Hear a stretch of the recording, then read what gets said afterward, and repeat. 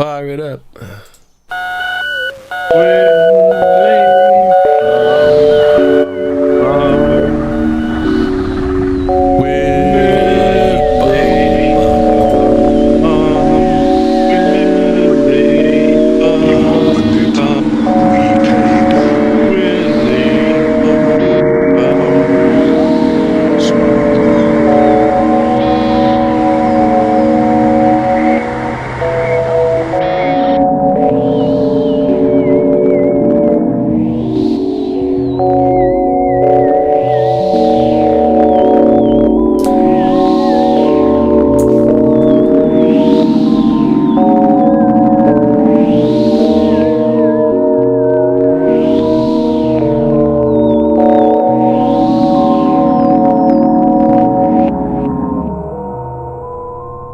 Welcome to another Fortean Words. Hobbit, are you going to be like my dog and go running around the studio now you had a poo?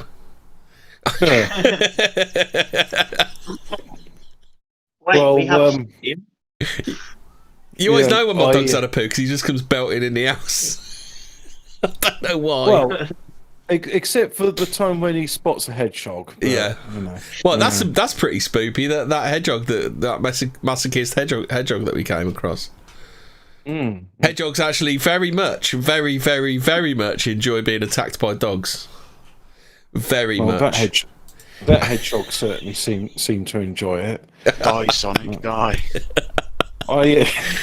Sonic Hedgehog. I'm annoyed. Why am I annoyed? Because only just now, as the show started, I thought, I'll click on the YouTube homepage so I can click on the link for Fortean Words. And what do I see pop up on my notifications? Photonic induction. So photonic induction, he's like an electrician, and he's come back on YouTube after like 3 years of absence, and he's just done a video yesterday of popping a 5,000 amp fuse, and I really want to watch that, but you know, we've got a show to do. Yeah, that's it. We got a show to do. So I floated the idea to Hemi this evening. I said, what if we do a show about giants, which are totally real, and how dinosaurs are fake? But then you'll be thinking, is Hobbit just like especially retarded today? No. Yeah. Fresh off his flat Earth theory, yeah, controversy. Hobbit's ready to step on another ant's nest. Well, you see, it was all sparked with a depressing trip to Oxford, and there's the Pitt Rivers Museum there, the Museum of Natural History. Oh, did you see that thing I tagged you in about the Pitt Rivers Museum? That's Ashmolean. No, the Pitt Rivers has lent the Ashmolean a witch in a bottle, apparently. Oh, that's nice of them. Yeah. Oh, okay. Well, I got to admit, first of all, I just want to get out of the air. I think I went there like 2 years ago, and then I went there 5 years ago, and it's really gone to shit since then. Ashmolean always sounds to me like something gangsters would call cash. Yeah, see, 5,000 Ashmoleans. It's a bit like simoleons as well. So, what's it? It's something simoleons, isn't it? That I've heard them call many. Alphabet Cat knows the video I've seen about as well. The first video I saw by photonic induction was like a 20-inch subwoofer until it pops. That was a good one. Yeah. I liked this one where he had like a mercury filament arc lamp, and he did it until it popped, and he had it running in the garden, and it looked like a bright summer's day when he had it lit against his neighbour's house. I'm sure his neighbours appreciated that as well. Yeah. He probably just said, I'm a famous YouTuber, and they said, oh, we bow at your feet. Well, no, funny enough, he was talking in this other video about how he's like in the Lidl or Aldi, and then he says people are there with their phones, try not to be too obvious about it, but you know that they're recording you. People go, it's like, excuse me, are you photonic induction? He says, yeah, mate, what do you want? But yeah. What does he think? That he's just going to stand there in Lidl and just like pop something with some electricity or something? So, hey, can you watch as I explode the middle of Lidl basket with 5,000 volts. 5,000 volts. Yeah. So I wanted You'll to see the middle of Lidl basket glowing fucking red hot, and then pop in. I do like the one where he melts a spanner by putting a lot of current through it. But so I wanted to start off by saying Pit Rivers is shit. Don't go to the Pit Rivers. They've taken away the Henry Knock gun as well. They've lent their witch in a bottle to the Ashmolean. Yeah, they've taken Which away sounds like a shitty Albanian street gang. Yeah. So all of my favourite exhibits are either broken or they've been taken away. There's no Henry Knock rifle. There's no 19th century cannabis sample. There's no black lights in the. I thought you said there was a tranny exhibit section. you can poop on there. But yes, there is tranny toilets which you can do a shit in, so you can shit on tranny rights. Celtic Crusader wants 14 Ashmoleans in the chat. Yes, 14 14 Ashmoleans. Ashmoleans. Aye. 14 mid. 14 Everyone mid. but 14. So, in addition to all of this, there's skeletons in the Ashmolean of giant creatures, and these creatures are called dinosaurs, but they're not dinosaurs; they're dragons. And my mate who I was with, who shall remain nameless because he's scared of the internet.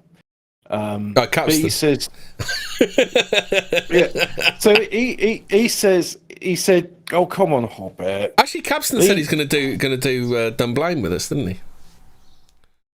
No, he won't. He said scared. no, was he? If he talks about how it's a conspiracy, then they'll be like they'll come for him. They will. So, They. Yeah. They. Yeah, they will. They'll come for him. So he's definitely not going to do that. They will.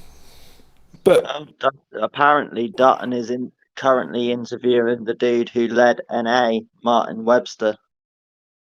When he the one got bummed by Nick Griffin? I think so. Nice, based. Based. That reminds me of that. What's the? Do you remember the Suicide by Goldie Looking Chain? Any bumming Martin off EastEnders? But yeah, they got so-called dinosaur skeletons over there, and then there's like, I don't care what they call them. It's like that's a dragon, but look, it's got a name, Triceratops, and like they could call it Gary the Dragon for all I care. It's still a dragon. I mean, you're telling me that massive creature there is not a dragon? No, it's a dinosaur. What's a dinosaur then? A terrible lizard? And I thought to myself, no, this is bullshit. And I said, you notice they're quite happy to have the skeletons of dragons here, which they can't pretend these dragons didn't exist. So they just like rearrange the bones a bit and say, obviously it was a dinosaur. Well, they got it wrong first time, didn't they? Because they thought the iguana's thumb was a tooth, didn't they? Oh yeah. Well, yeah, but so they rearrange the bones and say, yeah, this was definitely a herbivore, and it had a long neck because it was eating leaves, and and then the cataclysm came, and then they all went away, and not anything like, yeah, these are actually dragons, and St. George slew. What are you saying? The dinosaurs dragon. were hunted to death by knights, then, Hobbit? Yes. They were just trying to get a crumb of if I kill this dragon, Mom, can I have a crumb of pussy? Well, I believe St. George had a veritable feast of pussy. He did it. He couldn't move for all. I mean, after he killed the dragon, he couldn't move for all. Drowning in pussy. Was he drowning in pussy after he killed the dragon? Was he? He couldn't swing a cat for all of the pussy around. Alphabet Capture. Why do people like the 14 words? Don't they know 37 is far superior? It is. It's because of game. Why is someone in the because chat put 14 greater than 37? That's not how numbers work. Oh, that's an old fan of ours. OG Snake Eyes, Cody. I was going to say that's not quite how Actually, maths Cody was the one that uncovered a conspiracy, the Top Cat conspiracy, to hide all of our chat members. Yeah, I remember you saying that was the person that messaged. Yeah, he was the one that uncovered the conspiracy. What are the 27 words? Actually, if you look now I've done the I've changed the blurb on the Anchor episode, which means you can now read the 37 words on there.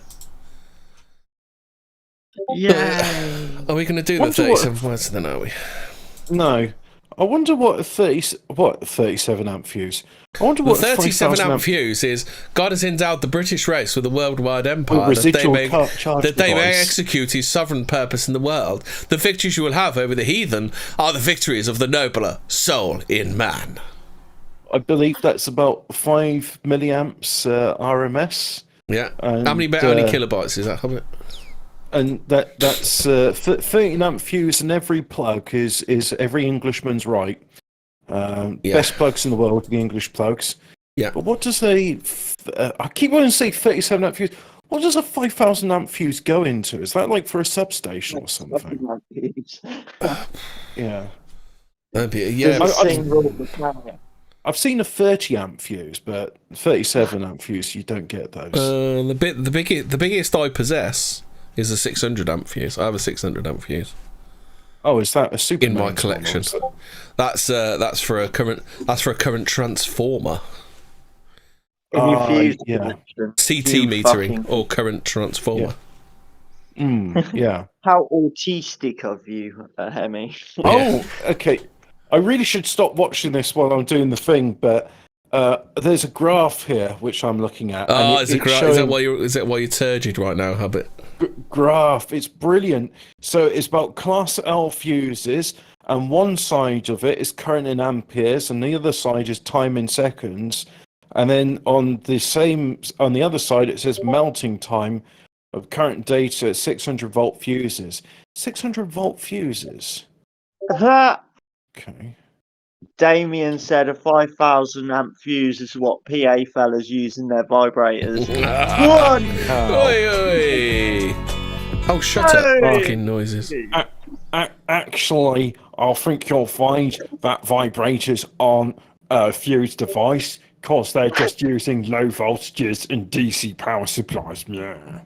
Oh, you seem to know a lot about dildos there, Mark. I believe photonic induction did overclock a vibrator once. Until it pops.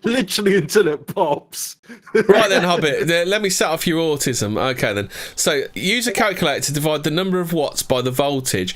In the case of a 110 volt circuit using 1200 watts, the calculation would be 1200 divided by 10 equals 10.9 amps. So you'd actually be able to work out, you should be able to work out from that what a 5,000.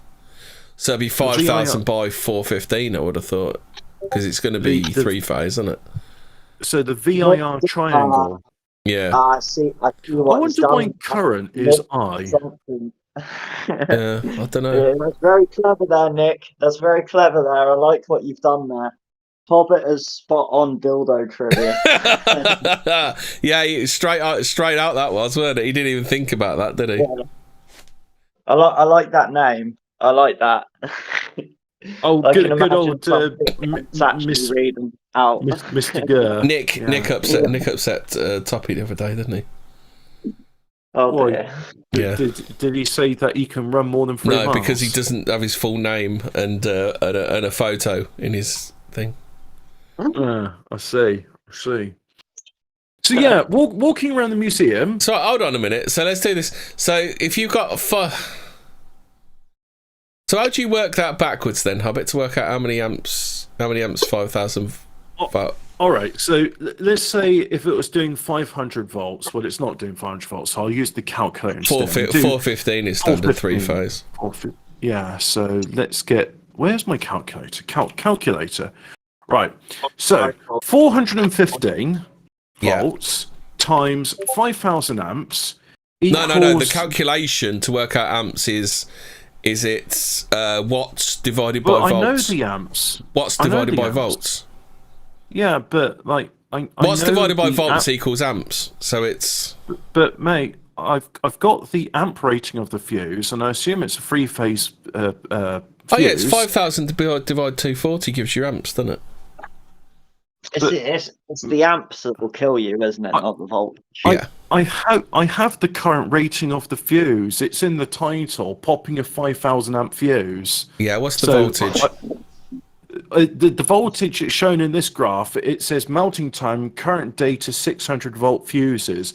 So I assume these fuses rated up to 600 volts are used on.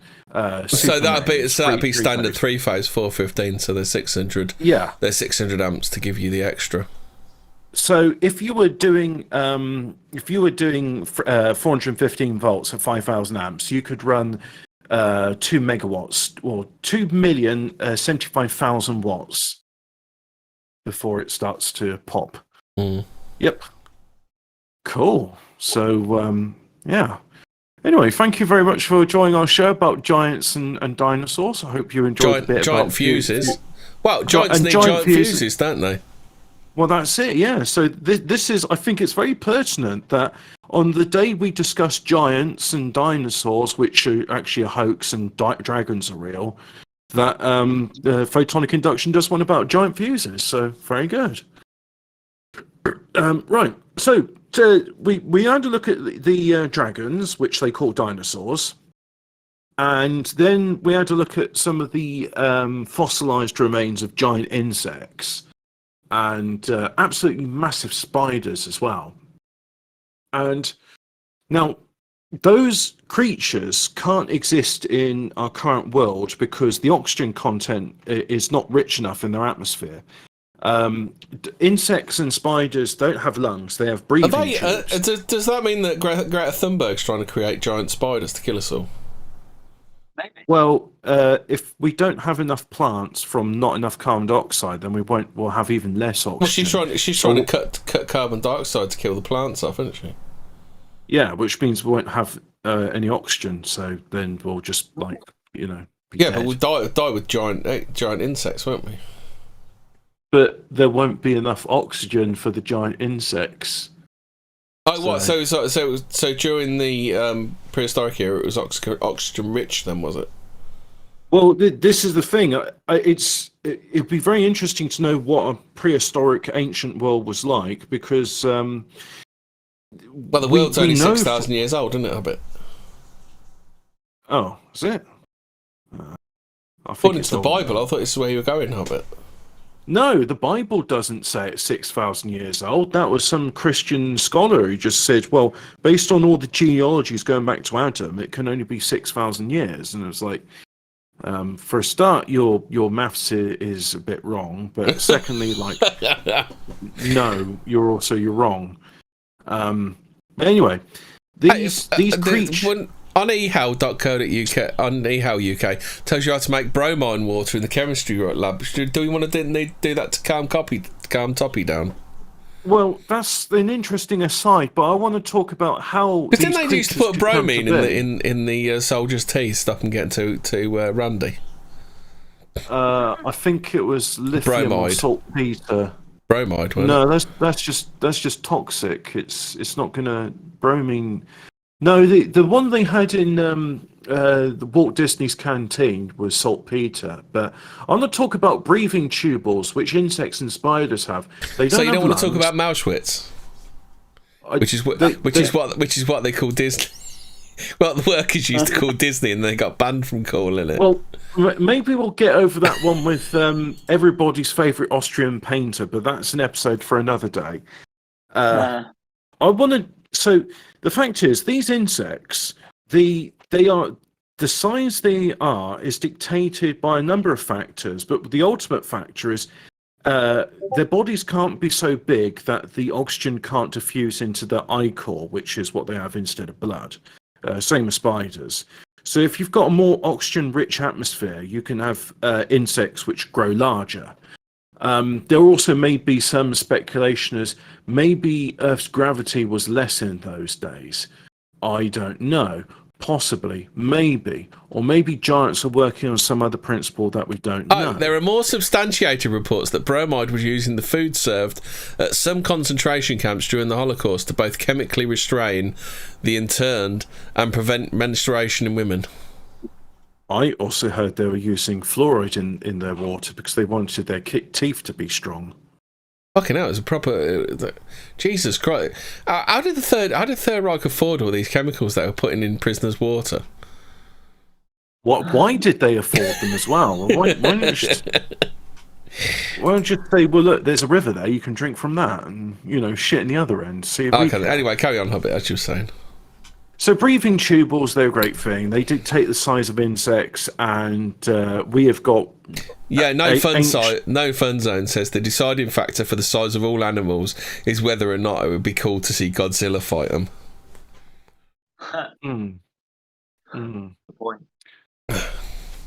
Yeah, so we know these creatures were giant in the past, and we got these bones of the dragons, which they call dinosaurs, and or Godzilla. That was Godzilla. Let me have a look. Which means giant lizard, doesn't it? What was the name of the bloke who coined the term? Looks like real Dylan. Looks like Dylan Vogt needs some bromide in his tea. He said he wants a masturbation machine. So Richard Owen, the man who invented the dinosaur. There you go. It's been said during World War I that British soldiers were given bromide to curb their sexual urges. See, I told you I knew that. Oh, okay. So, I just knew it was poisonous. I didn't know it sort of... But yeah, maybe it doesn't say that it's poisonous. It is poisonous. Oh, hold on a minute. Yeah, when bromides were withdrawn as ingredients due to chronic toxicity. Oh, yeah. So, put it in Doodly Pad, by the way. There's a picture of him there. So, Richard Owen... But they do use bromide to control epilepsy. So this was on the BBC. Richard Owen said to have a remarkable gift for interpreting fossils. Yes, reinterpreting these dragon skeletons and saying that, actually, no, these are dinosaurs. There's no such thing as dragons. Move along here. You're in a mundane world.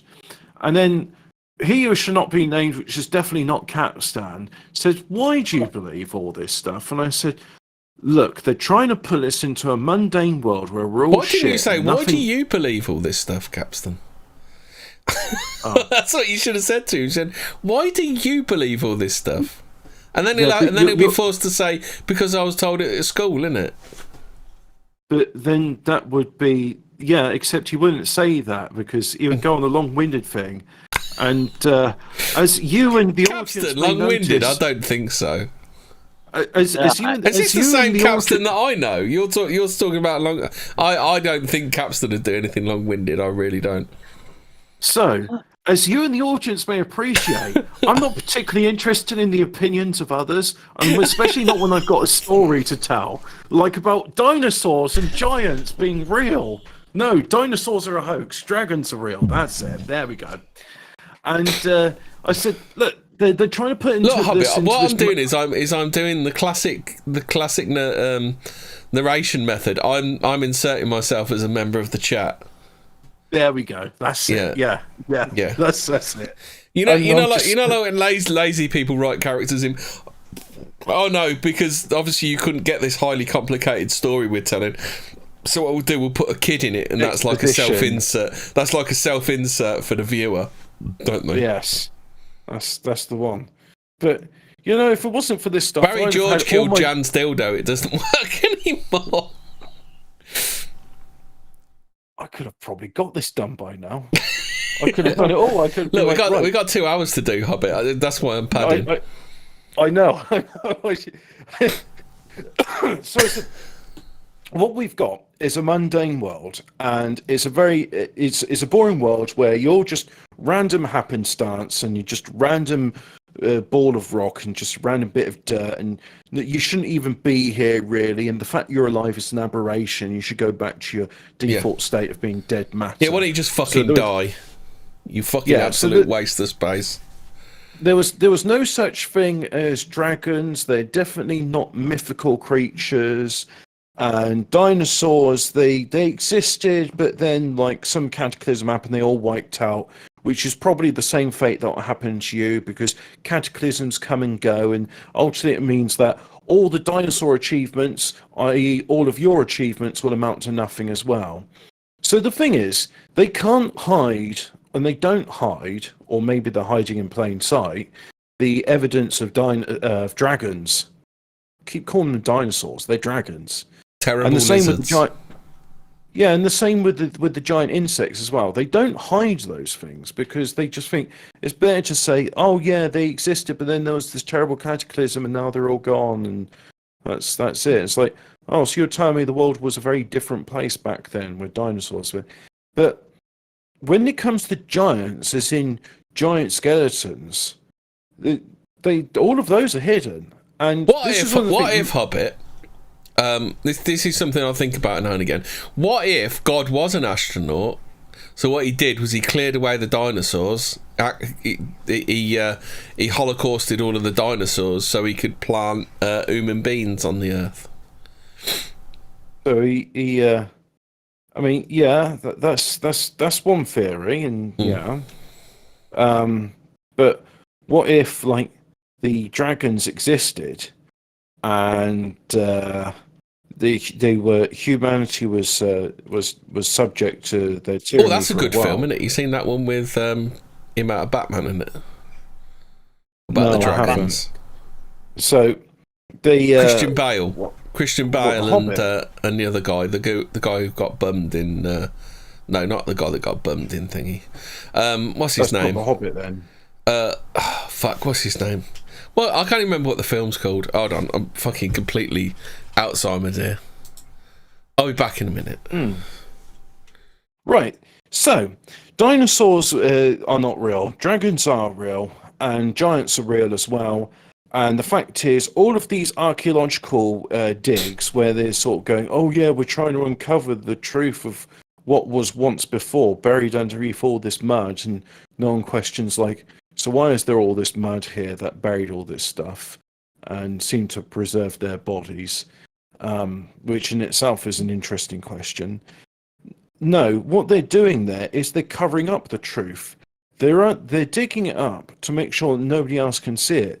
Because time and time again, giants have been found, and then their bones have quickly been exhumed, never to be seen again. The Smithsonian in America makes it their policy that whenever giants are found, that they hide the bones. Giants are all out throughout the world, especially in where the Phoenicians have been. Rain of Fire. Rain of Fire. Okay, Christian nice. Bale and Matthew McConaughey, where they find some dragon. And where in they find the dragon 1950s, eggs, and they in St. destroy the whole of Michael's the world. Mount, a giant skeleton was found and exhumed. But then what I'm happened going to do to the it? drop if you try and ignore me. But like the chat wants to hear about the giants. Oh, I'm talking about dragons. I thought you were talking about dragons.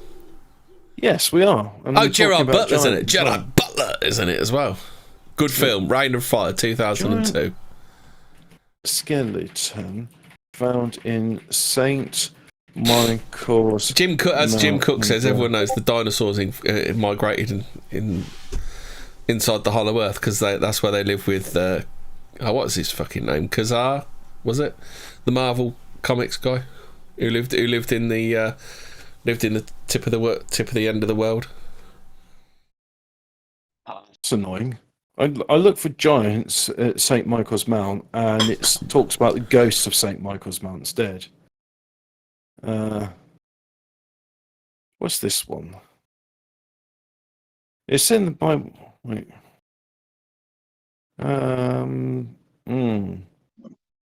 Okay, interesting. Well, the other thing you got to ask yourself with the giants, we covered this in an earlier episode about demons, and the children of the fallen angels and women became giants as well as monsters. So let's see if I can find anything about giants here. Oh yeah, here we go. This is it. St. Michael's Mount in Cornwall. Legend says that a mythical giant named Camoran once lived on the mount and used to wade ashore and steal cows and sheep from the villagers to feed his gargantuan appetite. One night, a local boy named Jack rowed out to the island and dug a deep pit while the giant was asleep. As the sun rose, Jack blew a horn to wake the angry giant, who staggered down from the summit and, blinded by the sunlight, what is that symbol there? What is that? Upside down exclamation mark. But okay, That's whatever. Spanish, isn't it? Yeah. I'll post the link in Doodling Pad as well, so you got it there. Jack blew a horn to wake the angry giant, who staggered down the summit and, blind by the sunlight, fell into the pit and died. So, interesting story there. Giant in Cornwall, St. Michael's Mount, where the bones were exhumed in the 1950s. Now, we've got that story about Jack and the giant beanstalk, and I wanted to say it today. Fee, fi, fo, fum, I smell the blood of an Englishman. Be alive or be dead, I will grind his bones and make my bread. And at no point at any time do people say, well, this story is absurd and it's a fairy tale. And, well, actually, yeah, they do say it's a fairy tale, don't they? But growing up, it never seemed to me like, why are you telling me stories of these creatures that don't exist? It's like, all right, you're telling me of stories of creatures that used to exist. Where are they now? I mean, I can see the dragons. You called them dinosaurs. Because immediately I realized, like, yeah, dinosaurs must be the scientific name for the dragon. Because as a kid, looking at these skeletons and with all the horns and spikes on them, I just thought, where's their wings? And of course, the people that are creating these fossilized skeletons, they're not going to put wings on it, because then people go, well, you call them dinosaurs, but that's a dragon, mate. That's a dragon. So,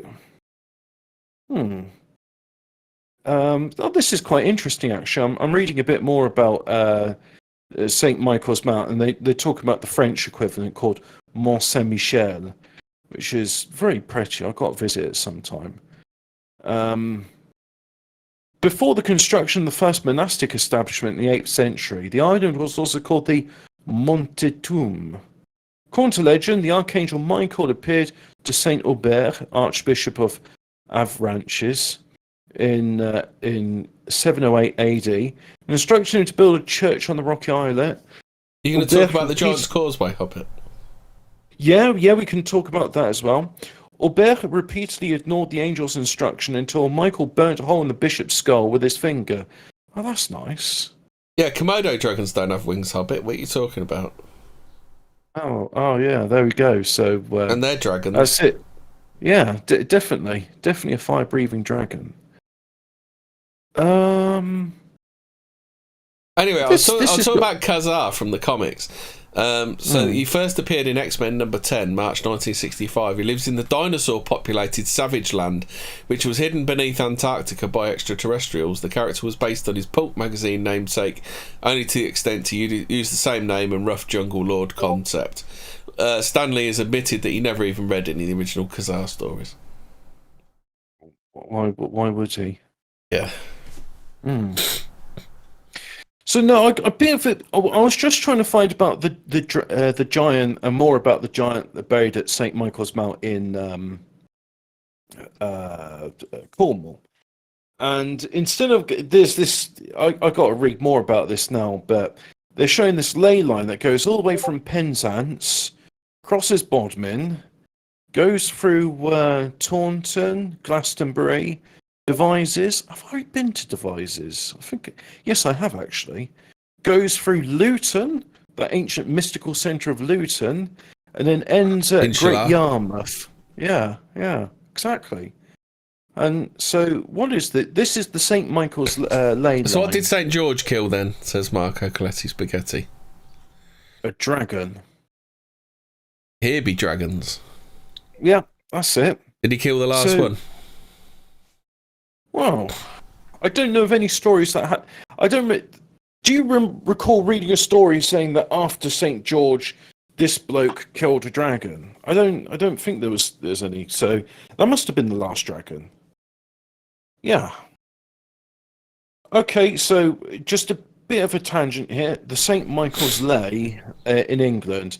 This is probably the most famous ley line in the world. Dirty boy. It runs across England from the tip of Cornwall to the eastern tip of Norfolk on the Norfolk-Suffolk border, passing through the prehistoric sites of the Hurlers. What's the Hurlers? The Hurlers. Oh, those are the stone circle in. Where is that? Stone Circle. Where? Okay. Come on. I want to. Is that the one in? No, all right. I'll have to read that some other time. Proceed with the Hurlers, Glastonbury Tor, or St Michael's Church, Avebury, Wallodes Bank, and numerous other significant sites either named after St Michael or St George, both dragon-slaying saints. Did you know St Michael was a dragon slayer? I didn't know that. No. But this also ties into a thing I saw the other day. They were talking about one of the battles in the Old Testament where the Israelites defeated the Canaanites, and the Canaanites had giants in their army. And it seems to be that the Romans called the Canaanites the Phoenicians, and these Phoenicians were known for being sailors, and it's also part of conventional history as well that, yes, copper from Michigan was being mined and then sent back into Europe back then. And it's just one of those things that, like, it's like, oh yeah, the first to go and explore the Americas was Christopher Columbus, except the Vikings went there. Oh, but also the Phoenicians went there, and that's why in the ancient world they had copper from Michigan. And we know it's from Michigan because of the chemical composition of the alloy. It's funny as well. Like I didn't realize just like how accurate. Like, So does that mean he was a juggalo then? Who was a juggalo? He went to Michigan. What, the Phoenicians? Yeah, juggalos. Original juggalo. We was juggalos. That's what the Phoenicians say. The Phoenicians were juggalos. Yeah. I don't know about that, but ICP from Michigan. Could the giants be juggalos? Is there a height limit on who can be a juggalo? I don't think there is, Hobbit. No. So Andre the Giant could be a juggalo if he wanted to be. Yeah. If he was alive. Yeah. Yeah. So yeah, giants were all around these places, and they went there. And there's even some speculation that these ancient buildings they were made by giants. I mean, that bit I don't know. However, I do know that. Have you seen the stones in Baalbek, Lebanon? They're like the largest stone structures ever made, like single monolithic stones. No. How do you spell Baalbek? Baalbek. I saw it once, and there was one stone. They said, "Oh, this stone weighs 230 tons," and what does that? No, hang on. So, giant stairway at Baalbek, because there's this absolutely gigantic stairway in Baalbek, and that's not the one. That's just a normal staircase. I don't want normal staircase. I saw a photograph once. These people. That's the one. Fortunately, there's some Spanish website that's got the giant steps on them, and got a photograph here, and just put that onto show that to the chat as well. Oh, hang on, that's not showing the photograph. 1, 2, 3. It's 3 images down, and so what I'm looking at here, chat, is on one side it's a bunch of rough-hewn steps which are suitable for humans, but next to them you've got these giant steps, and these giant steps are what 10 we foot take tall, walking on the moon. Yeah, these steps are absolutely what huge. we take walking on the moon. So I'm not sure. How would you do a calculation? Say, okay, these Don't steps they just are be 10 foot terraces for tall, gardening? but there's no water there, and there's no signs that there's water there. Stop trying to do a Snopes. This, I don't know, Hobbit. It kind of lets it down when you get to the top and there's all the little diddy stuff. what do you mean the little diddy stuff? I don't mean to be that guy, but there's little tiny steps all up the side. Oh, yeah, I can see that. But no, look at it. Right, so there's little diddy things there, but before you get there, there's a giant staircase. And Walking there's a down giant the- staircase. And I don't know what sort of creature would have steps that large, but it's Jim compared. Cook says, looking at a lot of juggalos, there certainly isn't a width limit. No, there's not. And juggalettes. Oh, that's it. Harold Godwinson. This is they're 900-ton blocks, impossible to move today. Well, that's not. How can a strictly, 900-ton block be impossible to move today? It's not strictly true because I mean I was reading the other day it was 2013 when a 640-ton transformer was moved from Didcot to Bristol, sorry, and that was possible to move, but they needed a lot of cranes. What, transformers are real as well? Is that what you're telling me now, Hobbit? Was it Optimus Prime? I mean, I've got Transformers here in my room. I can see them. It's the Have you got Jazz or Transformer Starscream or the original Megatron when he used to be a gun? switch mode. Yeah. Do you remember when he used to be a gun? Megatron. But yeah, the thing is, Megatron used to be a gun, you know, Hobbit. With these Or Soundwave. Soundwave was good. You put the little cassettes in him, like you had Ravage. Ravage was one of Soundwave's cassettes. Morning Crane. I like the transformer that turns into a canoe boat. That's the most useful one out of them all. Is there really a transformer that turns into a canoe? No, it's not. It's a Family Guy bit. It's right, okay. But it just shows. I never was a fan of Transformers. I mean, so you're advanced robot race, yet you want to turn into a fucking truck. It's like, what is the point in that? To me, it almost sounds like it was a toy with a story built around it. Yeah, that's what it was. Well, basically what happens, because I've been watching a lot of Toy Galaxy lately.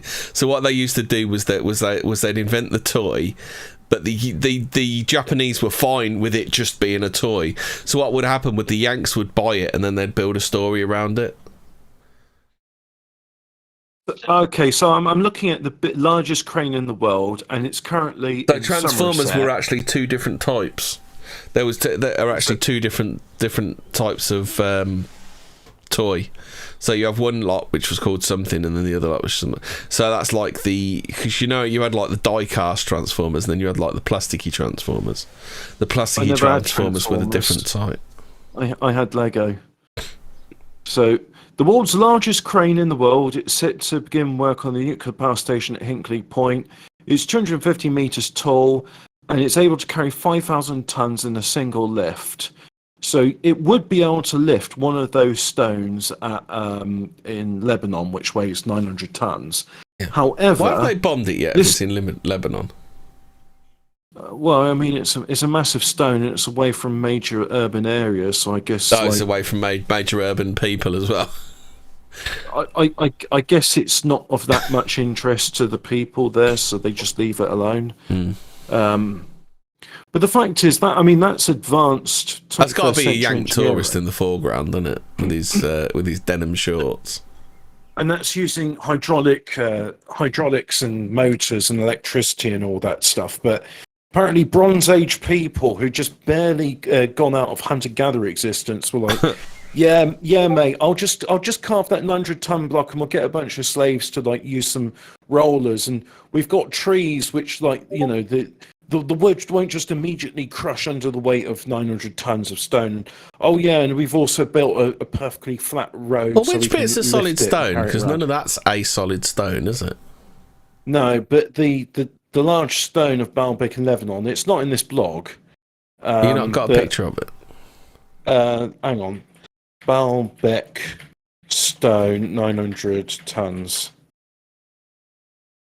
The Forgotten Stones of Baalbek, Lebanon. Hey, this is also an ancient origins. I've been using a lot of that tonight. The Forgotten Stones of Baalbek, Lebanon. And there's one here. It's fallen down. What was this saying? This stone. So, Baalbek is officially a Roman temple that was built on the foundations of a much earlier site.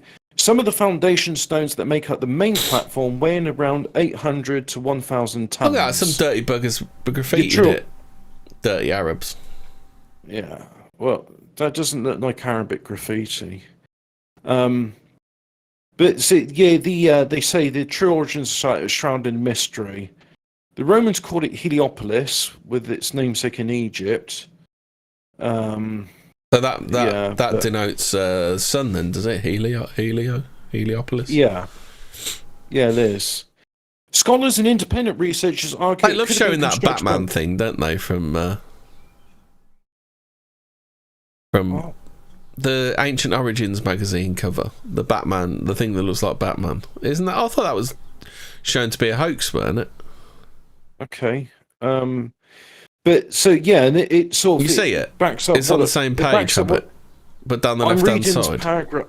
Yeah. So scholars and independent researchers argue it could have been constructed by the Phoenicians, who are known in the Bible as Canaanites, the people of Canaan.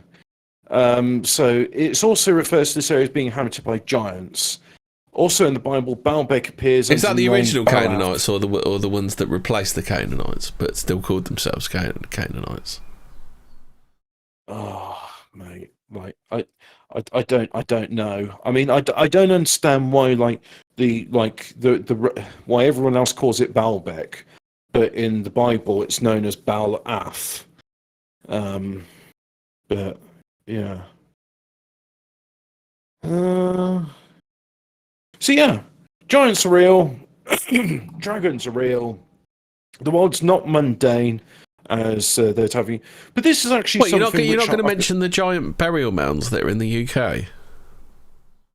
Well, I briefly touched upon it, but I thought there are quite a few barrows, aren't there, that have giant bones in them?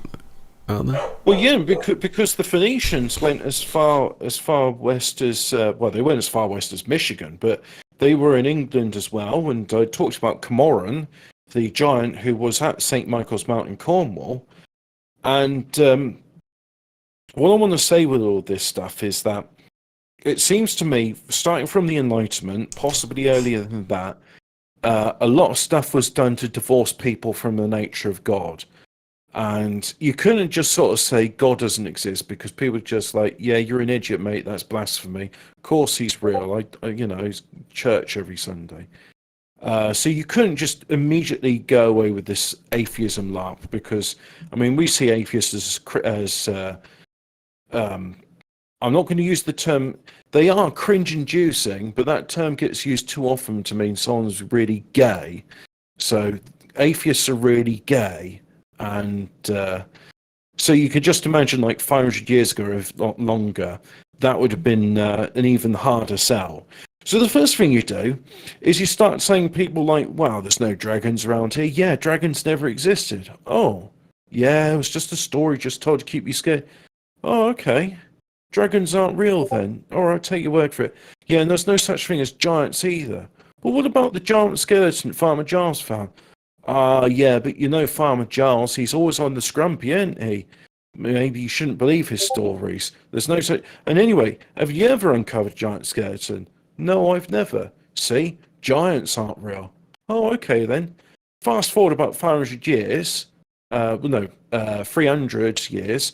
And then you got Darwin doing his Origin of the Species, going that, saying that, yeah, LOL, your ancestor was monkey. And so You're just a dumb fucking monkey. Meanwhile, the Galtons, the Darwins, and the Wedgwoods are all busy having incestual sex with one another because they're into eugenics and like, oh yeah, if we just keep it within the family, we'll definitely give rise to the Kwisatz Haderach and have a super being. When instead they're just like, yeah, now you've got haemophilia, now all your children are Downies. Well done. Great job there. So it's very interesting. On the one hand, they're like, yeah, it's all mundane, mate. There's no such thing as giants. We're all just random happenstance. Oh, and by the way, you know how there's no such thing as giants and there's no such thing as fairies or dragons. And oh, yeah, there were dinosaurs, but they're not dragons. They're just mundane herbivores, blah, blah, blah. Yeah, maybe there's no such thing as God either. Oh, yeah, I could believe that. There's no such thing as God. I don't see signs of God here, and I don't see any of this mythical stuff which talks about in the Bible and all that. Yeah. So now you may be thinking, and this is probably what I should have started off the show with in hindsight, why are you talking about this stuff? It's utter bollocks. Well, you see, because a lot of people will go, I'm completely incredulous about this subject. Because of that, it has undermined your faith in a magical past, which would then go, well, if there was magic in the past and these mythical creatures, that would denote that there was some sort of supernatural stuff. And the Bible talks about these mythical, magical creatures and giants and all that. And the Bible says that God's real. And the Bible's saying that these creatures are real. Maybe God is real. So it's a pretty subtle but pretty insidious attack on people's faith. And I know I haven't done the best job of presenting that argument here, but I feel it needs to be said, and you should perhaps consider the ancient origins of our path as well as what we're being told about. But yeah, there we go. Oh, yeah, and also the Earth is flat. I was going to buy myself a Megatron gun toy, but fuck me, they're about 150 quid. Jesus. Yeah, it turns out, along with AGP graphics cards, there is a huge collector's market for things from the past, what made you happy. The Japanese ones are like 123, 152. There's a boxed one that's like nearly 600 quid. Oh, and then you've got to pay shipping fees for all that stuff as well. I mean, yeah. This is from the United States, so it's a G1 1984 Megatron boxed, 100% complete, Generation 1 Transformers, 566.35 quid and 21.78 postage. So you're looking at the best part of like 590 quid nearly.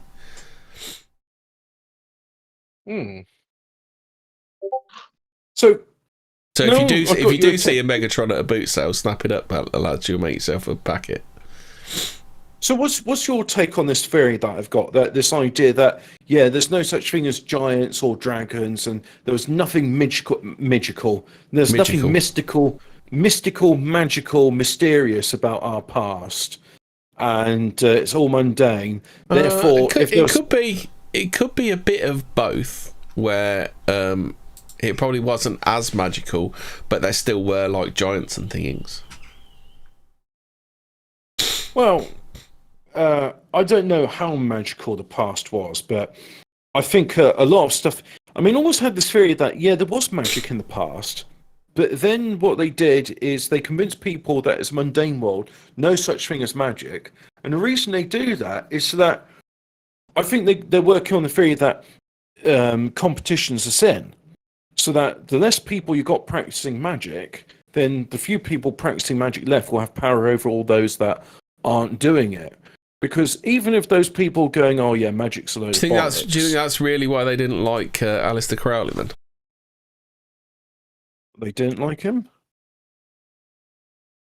I don't know. I really can't say. He died a pauper in a fucking old people's home, didn't he? So, his magic didn't get him very far, did it? Yeah, well, I mean, what about the rest of his life, though? I mean, it could have been that he was just a vessel to bring evil into the world, so You know, the rewards for his stuff was dying a poor man, much like Nikola Tesla in that way. But no, I got a theory that they do all this stuff to prevent people looking into it. And I think in the case of magic, even if you're not going to use it yourself, it's probably a good idea to have some sort of education about it so that you can counteract the effects and know when people are having a spell on you. I mean, one example of mundane magic, which we're subject to quite a lot, especially if you watch the television, is neurolinguistic programming. And yes, that is magic. What you're doing there is you're trying to put a spell on people. I mean, I think the magic in NLP is the fact that Tony Blair, who's admittedly a war criminal, who's also guilty of treason, was saying that it used to be a capital offence until Tony Blair waved when are his you guys wand going to talk and said- about Boo, the miniature giant space hamster? So the fact that he was able to wave his magic wand and prevent treason being a capital offence, and now he's back on the tellies again saying that, yeah, you should definitely have this untested medical procedure. It's totally safe, guys. What's the Nuremberg Code? That's a bit of silly bollocks anyway. It's just a dusty old document. No one cares. So that's a form of neurolinguistic programming. The pauses. But the problem is I listen to that sort of stuff and just go, these people are really annoying and disingenuous. Yeah. There's quite a lot of people that like to pause for a dramatic effect, Mark Collett. And the thing is, they're not as smart as they think they are. So I'm listening to these people and I'm just getting annoyed because I'm going like, you're trying to pull the wool over my eyes, and I don't appreciate this. Yeah, I didn't have as visceral a reaction to you to Tony Blair, but I was definitely thinking this guy's going to sell me some really fucked up car. I literally thought he was like the child catcher in Chitty Chitty Bang Bang. I was like, that guy kidnaps kids, allegedly. Yeah. Yeah. That was it, really. Do you know, I think that whole thing in my head Well, was going to Sicily, take about... Nick, Sicily probably deported Crowley because he was working for MI5, wasn't he? Was it MI5 or MI6? Yeah, Crowley worked for the Secret Services. Yeah, he was. And isn't it funny that someone's never a musician gets like so many mentions in various other bands which the Tavistock Institute put forth? Like, to my knowledge, Rolling Stones, Black Sabbath, and the Beatles. And I'm sure there's plenty of... Oh, absolutely. We need to do a thing on the Tavistock Institute because they're like Britain's... what's it called? What's the American music movement? Laurel Canyon. Laurel Canyon. Yeah. Yeah, Tavistock Institute put forward a load of pop music in the time, but this is the thing. It's taken me a long time, and it's only now that I'm at a stage in my life where I'm like, I don't really give a shit anymore about clouds and what people's opinions of me now, that I can spell all this bollocks and actually go, hang on, I think I've been lied to about... Well, I know I've been lied to about stuff, but let's think about what I have been lied to, and use some reasoning here to see if I can figure out what it is that is going on. I'm not saying it's perfect, but I can say, from what I know, that this... I mean, to me, it seems pretty obvious that these creatures, which they show in museums, are dragons, but they just call them dinosaurs. And as for the giants, isn't it interesting that, yes, people have seen...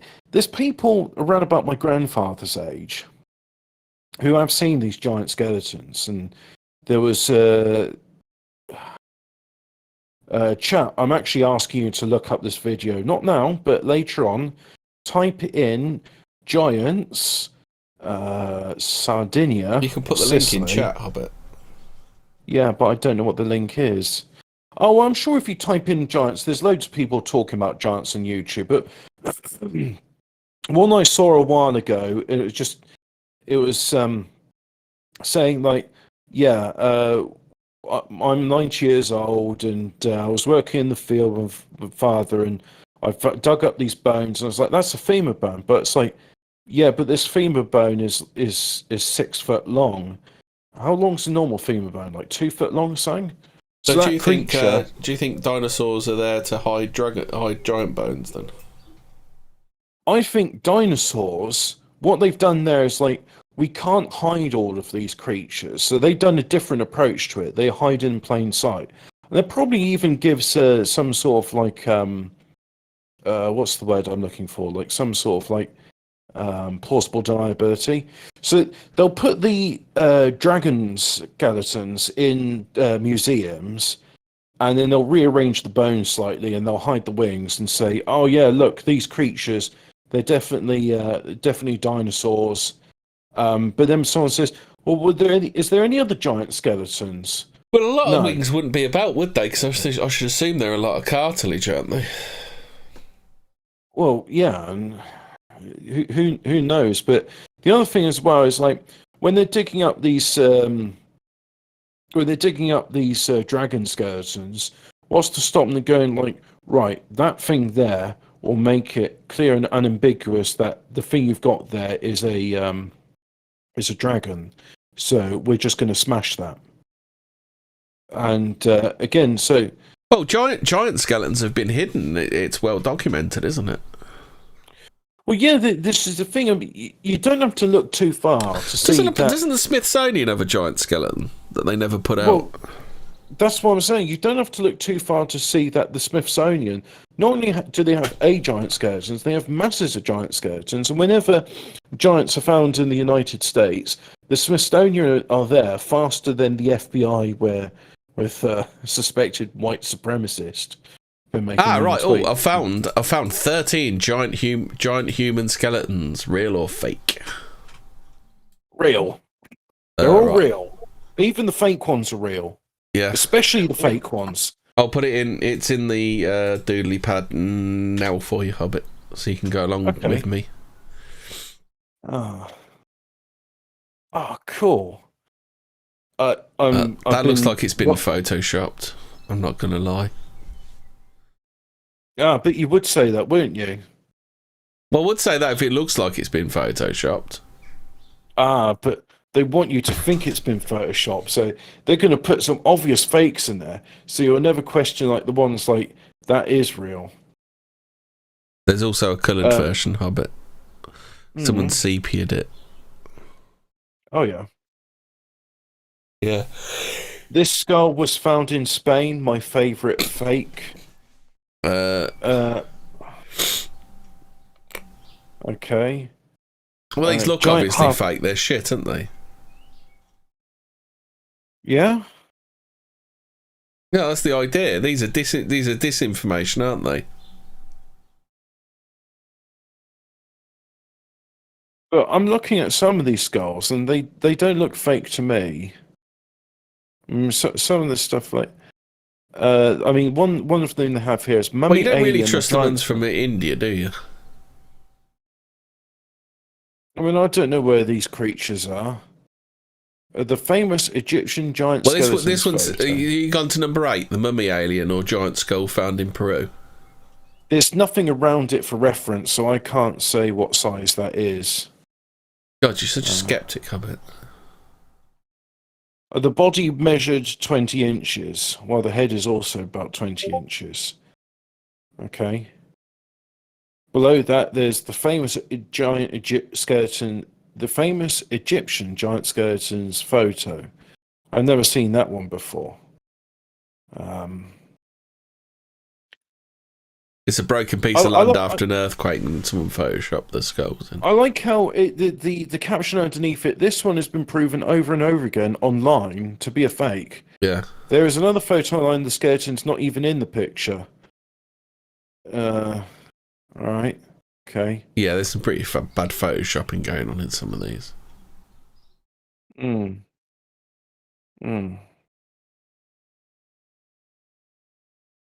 Well, that's the thing. You've never unearthed a giant skeleton before, so how do you know? Exactly.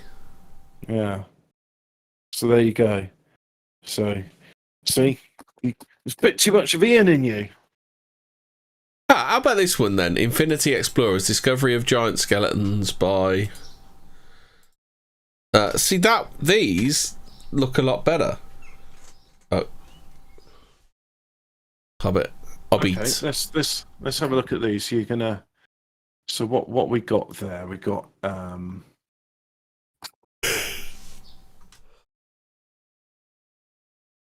Giants of North America from Iowa Mounds. Yeah. So they're talking about a skeleton with a height of 229 centimeters. What's that in old money? What if I do 229 in feet?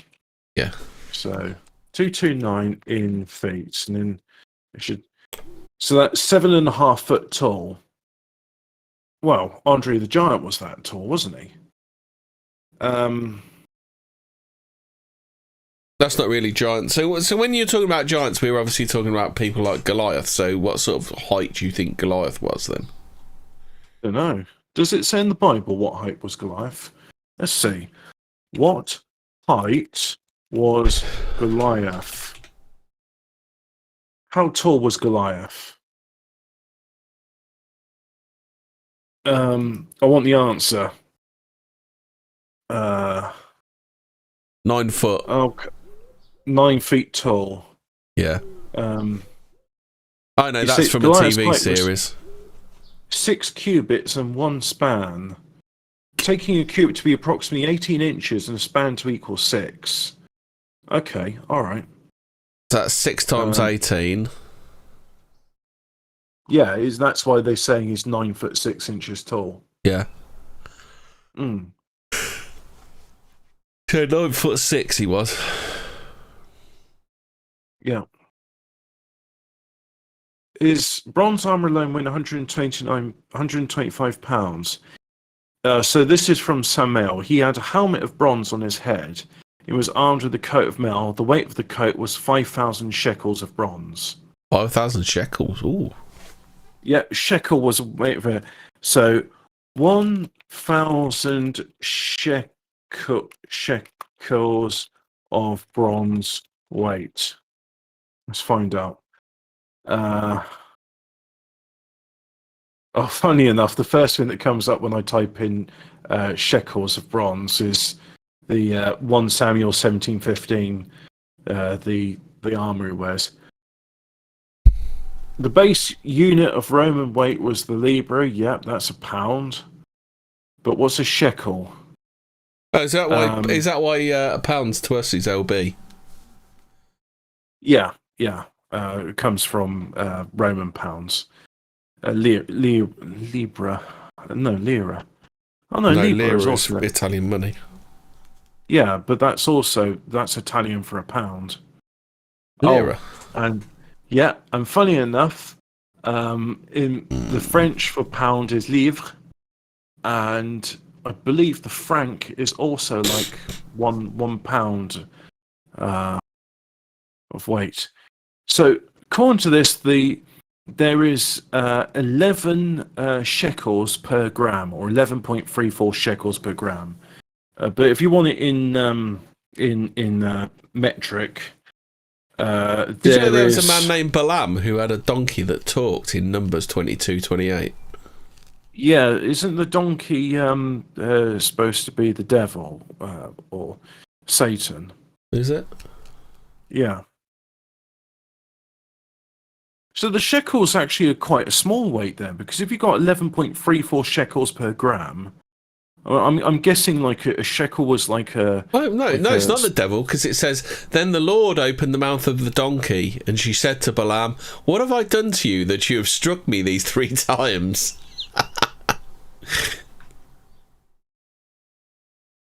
Yeah. I haven't got to that bit in the Bible yet. I forget what part I'm at. Well, I've gone past Proverbs now, so that's gone past that. Yeah.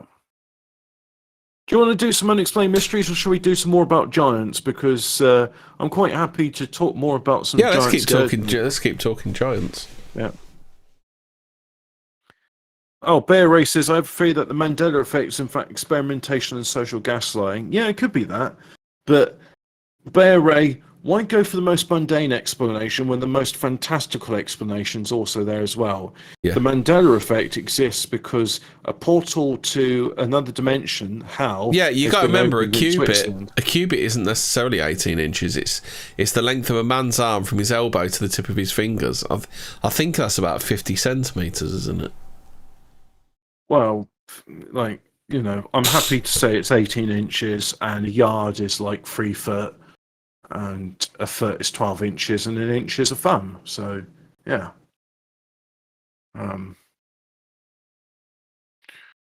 So, what else have we got? Giants, Ozarks Giants. 1933, the Missouri State newspaper reported. Goliath could have been taller. So there's two measurements of a cubit. So Goliath could be between 9'6" and 10'6". Oh, okay, but it's not like too drastically different. He's either like 9 foot tall, but he's not going to be like 18. So foot it says tall. here, it says no matter how you measure Goliath, he's one big guy. His size alone made him very intimidating. Then had an estimated total of 200 pounds of armour and weapons. He wore scale armour of over 125 pounds, including heavy brass greaves, a helmet, and all of his weapons. He was a force to be dealt with. I find it very interesting in the Bible that they say the weight of his armor is 5,000 shekels of bronze, and it's like, you're telling me that the Bronze Age Israelites didn't have like a more intermediate weight to say like, oh yeah, for every 100 shekels we've got a pound, and then for every pound we've got a stone, and for every stone we've got a ton, or 100 weight. Why didn't they have those? Or maybe they did. Oh, who knows? But yeah, so they found in 1933 in the Ozarks, they found the skeleton, which was 244 centimeters long. What's that in old money, though? I don't like metric for heights of humans or humanoid creatures. So 244 cm in feet is 8 foot tall. Well, these giants aren't really that giant, are they? No, I mean, like that's not like the sort of giants at Lebanon. But then again, if you look at like Victorian door heights, they were pretty short, weren't they? Yeah, giantess from San Diego. No, there's like a more giant creature. In October 1895, the World newspaper reported a find near San Diego in California of a giant Indian mummy, 274 centimeters tall. I mean, that looks twice as tall as the men standing next to her in the photograph. So let me see. What's 294? 294. That's 9.6 foot. Would be really nice instead of decimals if this gave me in feet and inches. In feet and inches. There we go. That's better. Let's use this calculator instead. I don't want 244 centimeters. Let's do 294. That was it. Is 9 feet and 7.7 inches. So it's almost, okay. There were surprisingly many photographs of this mummy. These are the clearest images of all the giant skeletons mentioned in this article. The newspaper claimed that the authenticity of the find was certified by scientists. In subsequent years, notes appeared in other newspapers that the mummy was fake. At the same time, why it was fake, no details were provided, just a sign saying, "Trust us, Smithsonian." Giant skeletons from Wisconsin. In 1912, a reported discovery of 18 giant human skeletons in southwestern Wisconsin. The remains near the Lake Delaware were found by Peterson brothers at the height. They're really gigantic, from 231 to 305 centimeters. So come on, I want that in real stuff from. So what was the first one? Right, so 230. A carnival of horses, bears, turkey. I'm reading this from me big book of the unexplained. A carnival of horses, bears, turkeys, and six-toed humans left its tracks in what is now solid rock near the headwaters of the Tennessee River, a few miles south of Braystown, North Carolina. According to Josiah Priest, a 19th century writer on antiques, the strange human tracks included one of a giant, 16 inches long, 13 inches wide at the toes, and 5 inches wide at the ball of the heel. That's a big bugger, isn't it? So 231 centimeters is 7 foot 7 inches. And what's the other thing they're giving here? Considering this is all from America, I'm a bit disappointed they're using metric here. 305 centimeters. Let's do that one. 305. You know, I think the metric system's part of this mundanity agenda. Is 10 foot. It's exactly 10 foot. There we go.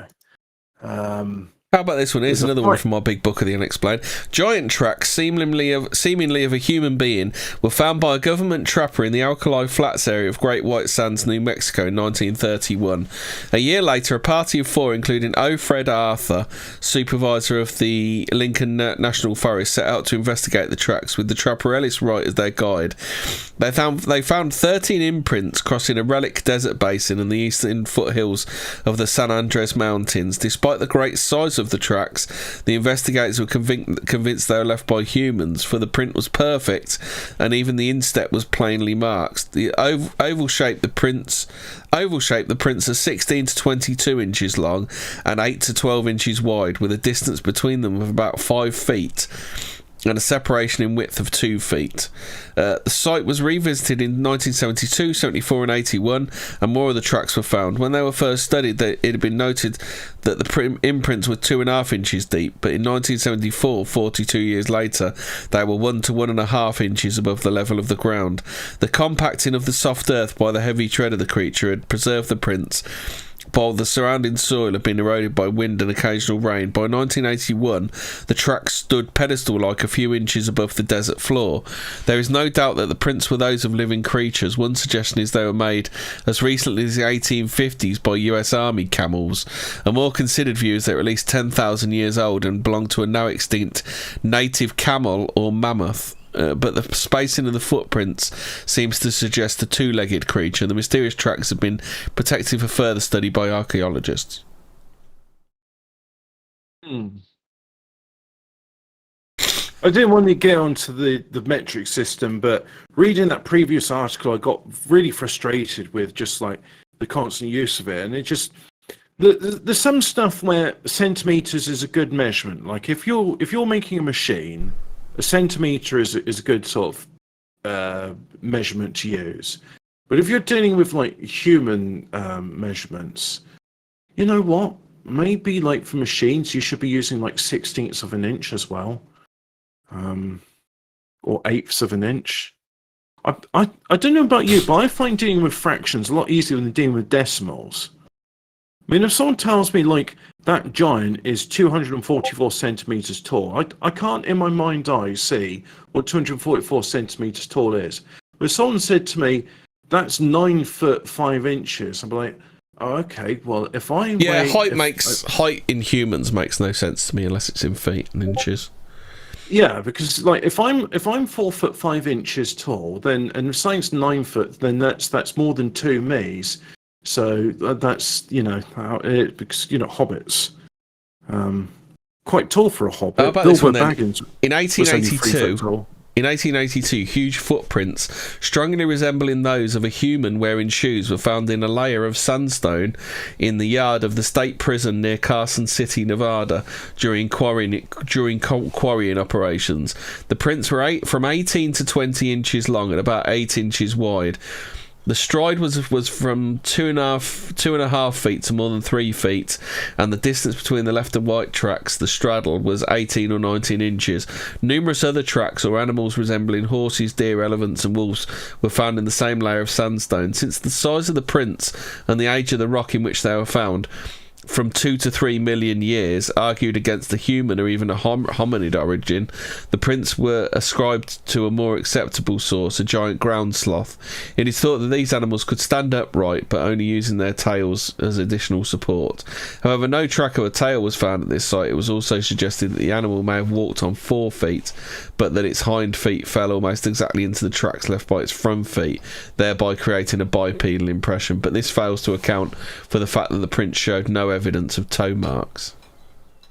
Like one of the ways I know when I'm being lied to is when the story gets more and more convoluted and like more and more details get added to it. Yeah. It's like, there's a simpler explanation for this. Giants. Yeah. Did you know there's something called the Book of Giants? I didn't know about Book of Giants. This isn't this is in the same section, but this isn't a giant, but it's still interesting though. The imprint of a leather shoe was found in Triassic limestone in Fisher Canyon, Pershing County, Nevada in 1927 by Alfred E. Knapp. According to the micro photographs of the print, the leather was hand stitched with a finer thread than was customarily used by shoemakers in 1927. Triassic limestone is conventionally dated as between 180 and 225 million years old. Okay, so first of all, citation needed on this bit, but the story of the extermination of the Nephilim is present in the Book of the Giants, a rare Jewish text found in the Dead Sea Scrolls. The Nephilim, the giant sons of the fallen age. I mean, it's like saying that, blacks are in Britain. Oh, how about this one then? Strange and improbable skeletons. Human skulls with horns were found in a burial mound at Sayre, S-A-Y-R-E, Bradford County, Pennsylvania, in the 1880s. Except for the horny projections, some 2 inches above the eyebrows, the men to whom these skeletons belong were anatomically normal, although at 7 feet tall were well above average height. It was estimated they were buried about AD 1200. The find was made by a reputable group of antiquarians, including a Pennsylvania state historian and a dignitary of the Presbyterian Church, and two professors. I've got the names, but I can't bother to read them. Some of the bones were sent to the American Investigating Museum in Philadelphia, where they seem to have disappeared. Of course. All right. So I'm reading ahead in this article, and I don't know why it's linking to this or why it's linking to it in Spanish, but I'm going to read out what it says. The Nephilim, the giant sons of the fallen angels, refer back to what? Do we do an episode? Was it about the Nephilim or demons? I found another giant one. Hemi, what's the one we did about? Was it giants or Nephilim or demons? I talked about this before. Demons we did recently. Oh, okay, that was it. So, the Nephilim, the giant sons of the fallen angels and human women, so refer back to our previous episode on that, brought excessive chaos and perversion to humanity. Again, refer back to the previous episode for more about that. They taught us about witchcraft and war, and they also drank human blood. For all of this, the gods decided to generate the universal flood on Earth. The Book of Giants is a Jewish book, again, citation needed. Bjarki said, shame I missed it or couldn't be on, shame I missed it or couldn't be on. I'm quite versed in the Dead Sea Scrolls. Well, give me a Thursday when you're free, and then we'll squeeze you in, mate. Yeah, because, I mean, this Book of Giants is new to me, but this book was discovered in Qumran, Palestine. That's Qumran in Palestine. R-A-N, yeah. As part of the Dead Sea Scrolls. It was attributed to Mani, which was 216 to 274 before Christ, a childbirth prophet. And for whatever reason, the word childbirth is linked to Spanish Wikipedia about Partia, and I'm assuming that is what's known in English as Parthia. So what the hell has that got to do with childbirth? I don't know. The book expands the narrative of Genesis about the giant hybrids born from the union between the fallen angels and human women, which is also mentioned in the Book of Enoch. Oh, funny enough, read the next line, Hobbit. The Nephilim were also mentioned in the Book of Enoch. According to Enoch, the size of the giants was 137 meter. That's not that tall, is it? 137 meters tall. 1.30. 137. Well, 137 meters. Do you want that in feet and inches? Yeah, I think they mean 1.37, don't they? 1.37. If 137 centimeters, then that's. Let me just do 137. That's 4 foot 5 inches. That's my height. Yeah. But if we're talking about 13700, 449 feet tall, 450 foot tall, and you know what? You know those staircases we showed in the previous thing? I think that would have been suitable for a giant 450 foot tall, when you consider those steps with 10 foot between them. So anyway, Enoch 6:16 exposes the fallen angels, watchers, and the Nephilim oppressed humanity.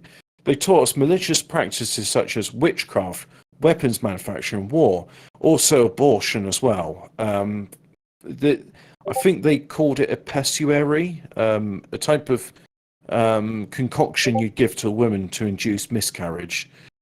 The giants possessed extraordinary psychic abilities inherited from the Watchers, such as levitation, remote viewing, and even mind control. They were very smart and knew everything about science and engineering. I mean, there is that story, like, the story of Prometheus. He brought fire to humans, but apparently that's a metaphor for all technology. Hobbit, Bjarki wants you to read something from the Bible. Okay, he's saying which part to read on the show. You got an actual physical Bible, Hobbit. Get your Bibles out. Tell me when you have your Bibles in hand. Just tell me the chapter and verse. Unfortunately, my Bible is not in my home anymore. It's with my dad.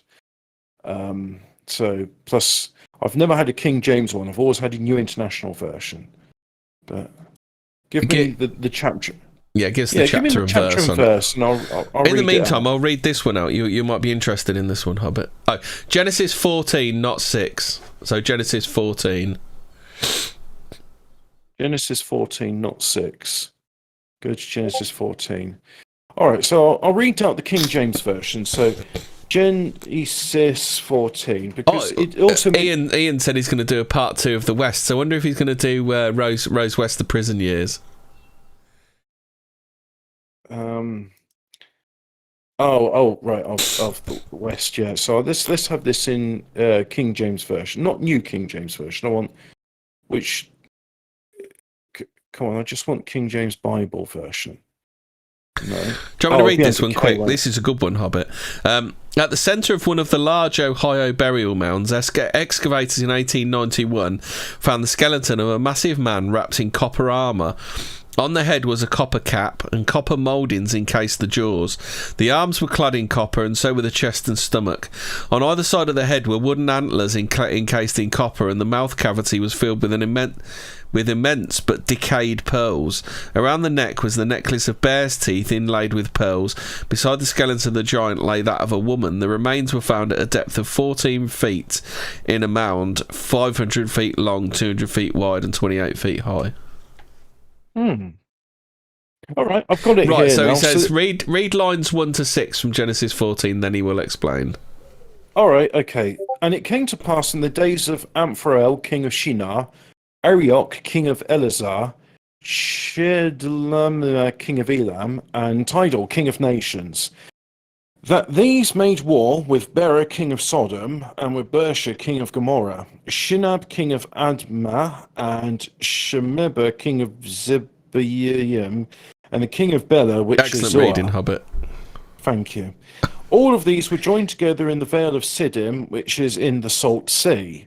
12 years they served Chedorlaomer, and in the 13th year they rebelled. And in the 14th year came Chedorlaomer, the kings that were with him, and smote the Rephaims in Ashtaroth Karnaim, and the Zuzims in Ham, and the Emins of Shadvek. Why couldn't they just call these places things I could pronounce, like Slough?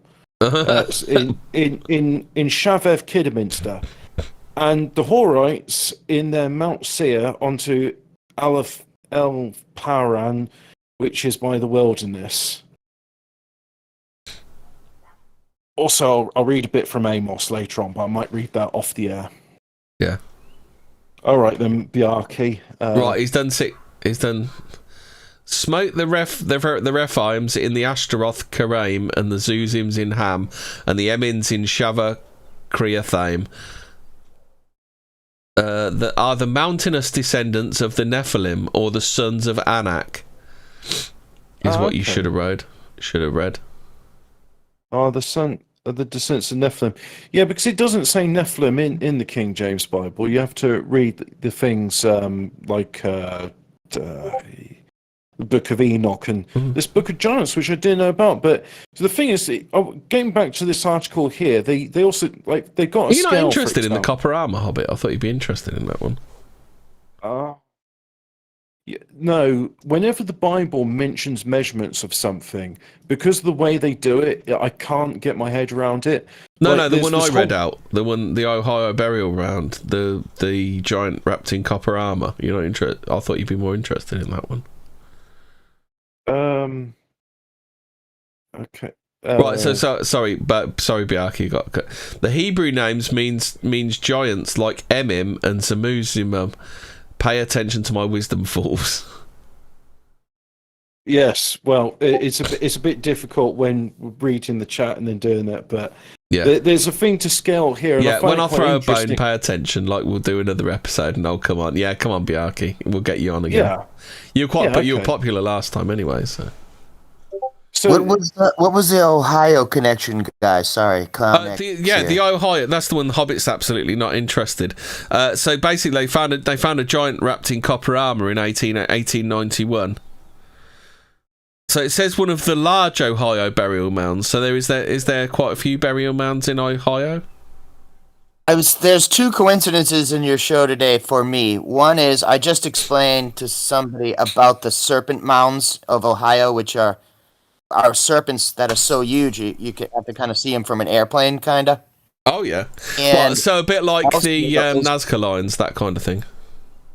Yes, yep. The serpent mounds of Ohio are just like that, really big, and they try to explain the way, but it's hard to accept any definite answer as to why they're so huge and what are they going for it to be seen from such an elevated height, Yeah. That's the Nazca lines as well are kind of weird, aren't they? Yeah, and some of them form like figures of some kind of humanoid stuff. It's amazing. The Ozarks reference was interesting to me just by coincidence. One thing that's interesting with the Ozarks is it's so uninteresting and huge. Like you could find stuff there, It's not very populated. And it's, those tin roof like shacks in the middle of nowhere type of thing, In other words, if there was some giant's bones out there, there's just a chance there could be, and then nobody would ever, find them. No way. Is that what these gets disparagingly called the flyover country? Yeah, or the Rust Belt, the whole upper part of the U.S. has got that thing. There's some areas like that.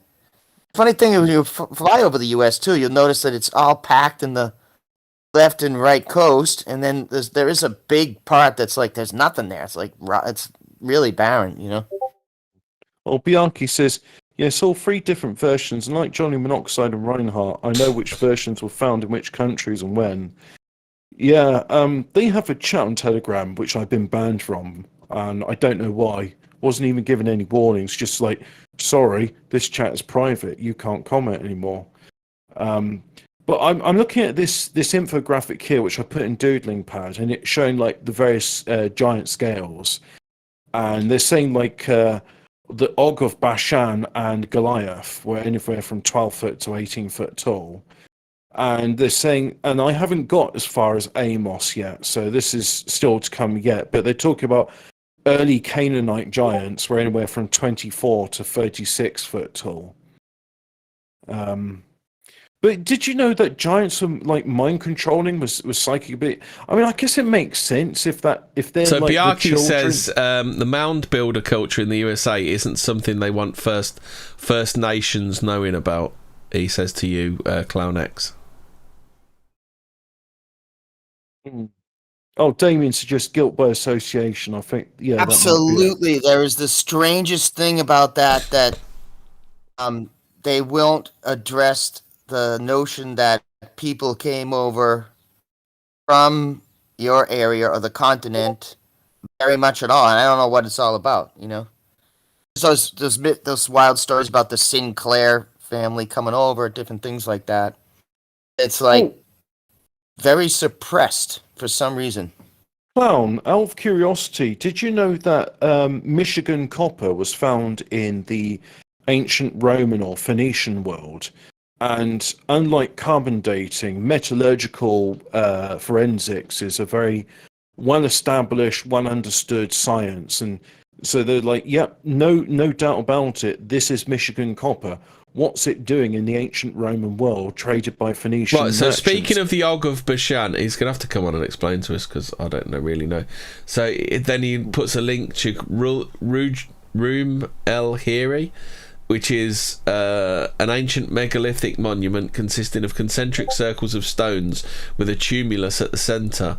It's located in the Israeli-occupied portion of the Golan Heights, Syria, some 16 kilometres east of the coast of Galilee, in the middle of a large plateau covered with hundreds of dolmens. So it's the Syrian Stonehenge. Yeah, basically. Yeah. It's made up of more than 42,000 basalt rocks arranged in concentric circles. Yeah, pretty cool. And then, there's a burial cave as well. That looks a lot like Gigantea in Malta. Yeah.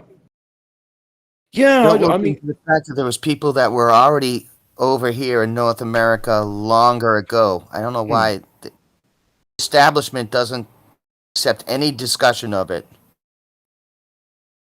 no, well, this is the thing. Whenever giants are discovered over there, it seems like the Smithsonian are faster on it than the FBI with a hot tip about white supremacists.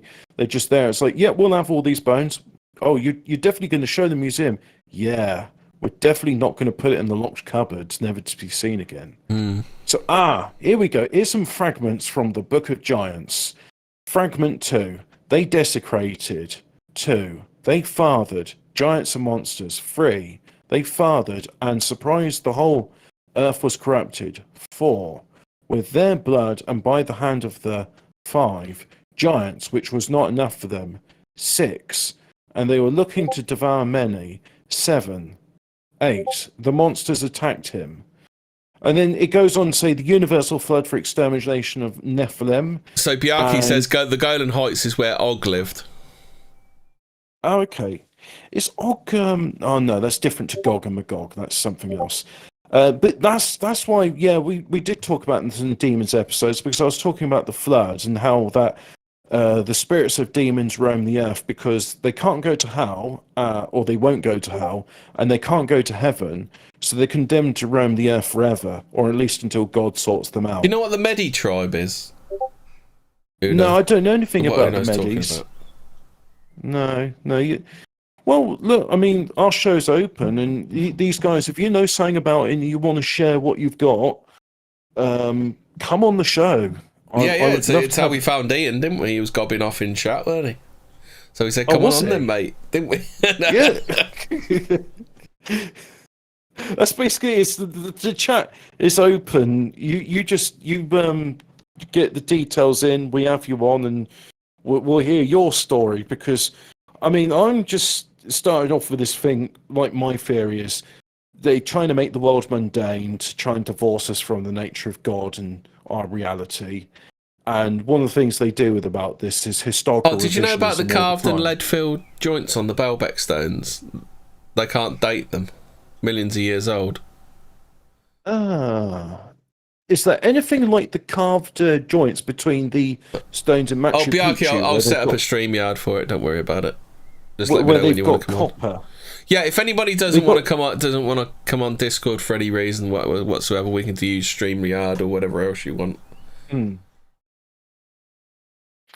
John Kelly says, "Can I come on and say I like donkeys?" He was a bit upset about. I would do, but he's a member. He's a member of the Discord, and he's a bit of a shy boy. He hasn't come on JDLE yet, has he? I think he got a bit upset with that passage in the Bible where the devil is a donkey. Oh, didn't he like that? No, it's like. So in Shrek then they're showing us it's not the devil, is it? It's God, because God spoke as the donkey. Did he?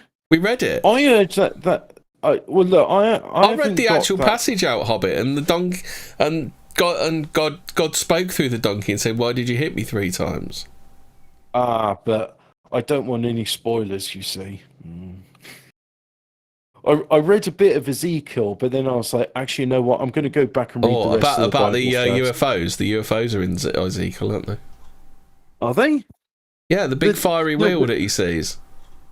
No, there's a bit about like foot patrolling and the like whoring in Ezekiel, and I'm just like, no, I got to read the other stuff before I get to the good bits. So, oh no, I've got through Song of Songs recently. Lol, giving giant weird. lessons from the Dead Sea Scrolls via chat wasn't the best. Maybe I could talk to academic agent about it. Also, we did deep lore about Wu-Tang Clan.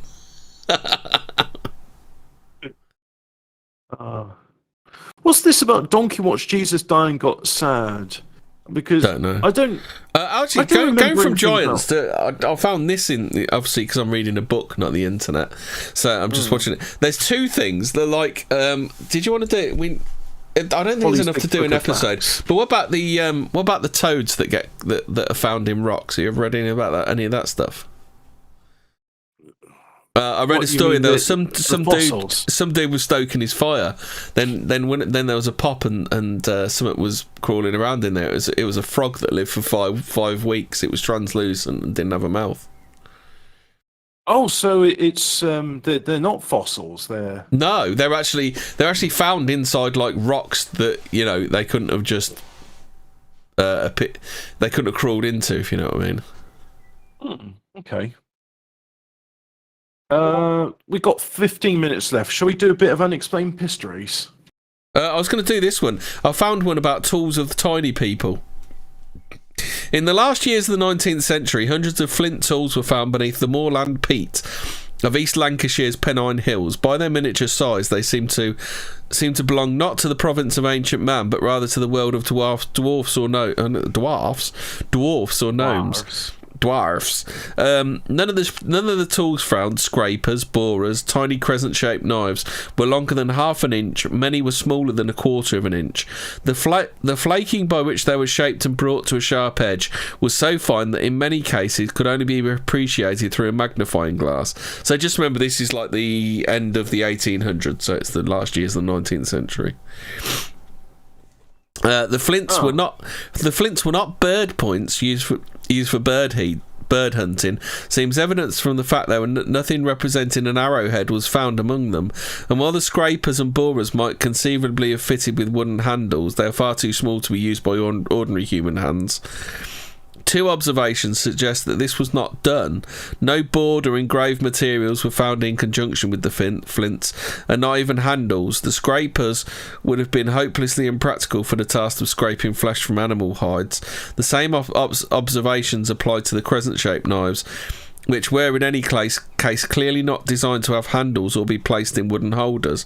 For such reasons, some have guessed that the knives were ritual replicas of the crescent moon, but why in that case would they have been found alongside small versions of conventional tools is a mystery. Unless those two are supposed to have had a ritual purpose. To label ancient objects of unknown purpose as ritual instruments, of course, is a remedy commonly applied by puzzled archaeologists. If the Lancashire finds had been unique, they would probably have been forgotten.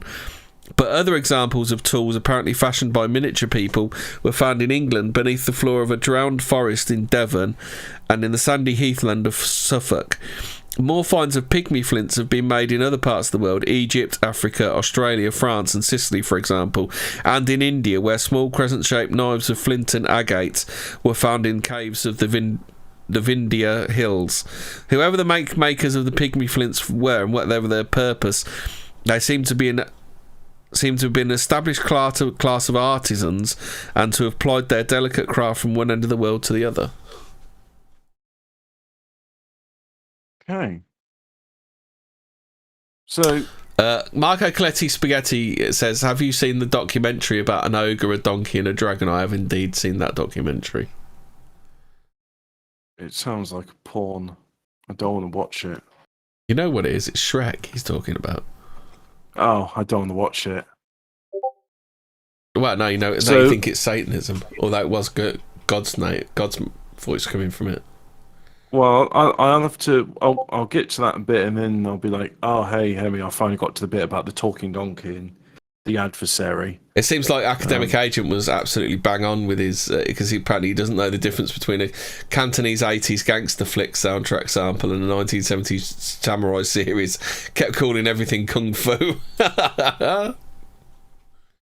So this thing from Unexplained Mysteries, which I'm going to listen to now, it's wear your headphones when putting it on, or well, just we do it whatever. But I want to listen to it. So you want me now, to play this, do you? Weird audio illusion leaves listeners divided, and it's got a bunch of like clips on it. Is this the thing where you read it and it says one thing, and then you read the other thing and it says the other thing? Well, there's a bunch of captions on the video which I'm not going to look at because I want to listen to the audio without having someone telling me what it is I'm listening to. A short audio clip of a football crowd chanting over and over has proven rather difficult to interpret. Check out the audio clip below and see what you hear. What exactly is the crowd saying? Right, I'll share the audio. I shan't bother sharing the screen. Yeah. Right, are we ready? Yeah. That is embarrassing! That is embarrassing! That is embarrassing! That is embarrassing! That is embarrassing! That is embarrassing! That is embarrassing! That is embarrassing! That is embarrassing! That is embarrassing! That is embarrassing! That is embarrassing! That is embarrassing! That is embarrassing! That is embarrassing! That is embarrassing! Spacey Tracy got it right. That is embarrassing. So first when I was listening to it, I thought Bart Simpson bouncing. Yeah. And then if for whatever reason it changed to that is embarrassing. Yeah. Which Top Cat, you should pay attention. That is embarrassing. That is embarrassing. That is embarrassing. What is that this is embarrassing. What is the suggestions that they got here as like some of these them captions, you can hear them if you read it. If you read it, you can hear them. The rest is bollocks. Like Bart Simpson bouncing, definitely. Rotating pirate ship, no. I can rotating pirate ship. I could hear that. Oh, I didn't. That isn't. I've just done it so I can. Oh, fucking thing. It must just be my experience of being at the football, but I understood exactly what they said straight away. That is embarrassing. It's got to be. Somebody tried to score a penalty kick. They failed. That is embarrassing. Yeah. That is embarrassing. That is embarrassing. That is embarrassing. I always love the referee's wanker. So let's go through some of the other ones. Oh, man can turn his head almost 180 degrees, Hubbard. That isn't my receipt. Lobsters in motion. That is embarrassing. That's not my pharmacy. I'm chasing Martian. Baptism piracy. That isn't mercy. I went to an Arsenal-Southampton game once, and the Southampton manager was some ginger prick. Everlasting. He jumped up, Alphabet Cat said it sounds like everlasting love. Do do do do do.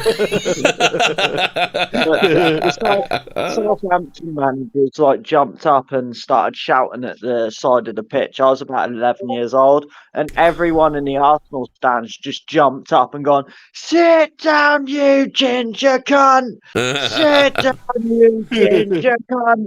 Like the entire Arsenal stand, and it's just like, oh shit. My favourite football chant story is man proposes to his wife in front of the Oxford United Kassam Stadium thing, right? So he's on his knee there, and he's about to hand her the thing. So the Oxford crowd say, "Does she take it? Does she take it? Does she take it up the ass?" Oh. Does she take it up the ass? Yeah, you know the one. A weird video that has gone viral on TikTok shows the unique talent of a very stupid person who's probably going to fucking twist his head off one of the. Actually, I best share the video with you, I don't know. So, share screen. Collett's nose is offside. Hey! Your nose is offside. Your nose is offside. Right, I'm gonna play this. I'm gonna play this video now. Who's ready to be sick? Oh Jesus fucking Christ.